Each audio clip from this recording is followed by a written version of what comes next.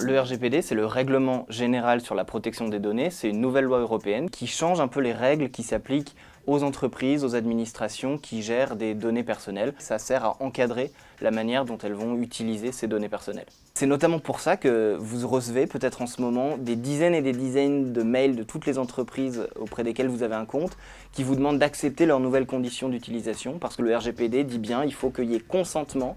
Et donc il y a plein d'entreprises qui n'étaient pas bien sûres d'avoir eu le consentement, donc là elles le redemandent pour être bien sûres.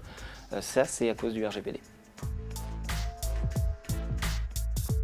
Alors, une donnée personnelle, qu'est-ce que c'est? Eh bien, c'est très large. C'est toute information qui permet d'identifier directement ou indirectement une personne. Ça peut être son nom, évidemment, son adresse, son numéro de téléphone, son adresse email, mais aussi son activité sur Internet, les contenus qu'il poste sur Internet, donc c'est très large. Le RGPD, pour la plupart des gens, ça ne va pas bouleverser leur vie. Pourquoi? Parce que le RGPD reprend des principes qui étaient déjà existants dans la loi française. Il y a quand même des changements. Le premier, c'est l'âge du consentement du mineur pour le traitement de ses données personnelles. Concrètement, le RGPD dit les États membres doivent décider d'une limite en dessous de laquelle le mineur doit avoir le consentement de ses parents pour, par exemple, utiliser une plateforme de réseau social comme Facebook. La France a choisi de mettre cet âge à 15 ans. Au-dessus de 15 ans, le mineur peut consentir librement, tout seul, à avoir un compte Facebook. En dessous, Facebook ne pourra pas, et je dis Facebook mais c'est n'importe quel réseau social, ne pourra pas traiter les données personnelles sans le consentement des parents.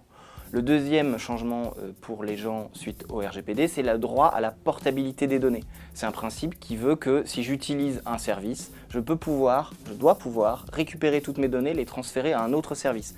Typiquement, un service email, je dois pouvoir récupérer tous mes messages, tous mes emails, et les donner à une autre entreprise pour utiliser son service. Ça, c'est le droit à la portabilité des données.